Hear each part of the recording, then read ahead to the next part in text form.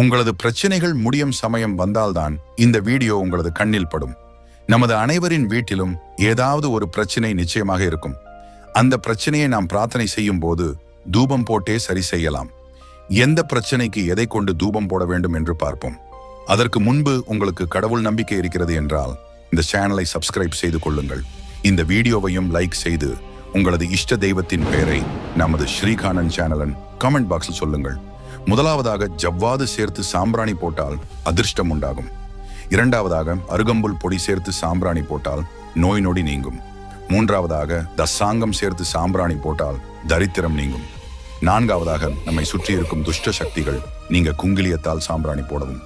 ஐந்தாவதாக வெண்கடுகு சேர்த்து சாம்பிராணி புகை போட்டால் பகை விலகும், எதிர்ப்புகள் நீங்கும். ஆறாவதாக வேப்பம்பட்டை சேர்த்து சாம்பிராணி போட்டால் பில்லி சூனியம் விலகும். ஏழாவதாக வெட்டிவேர் சேர்த்து சாம்பிராணி புகை போட்டால் சகல காரியங்களிலும்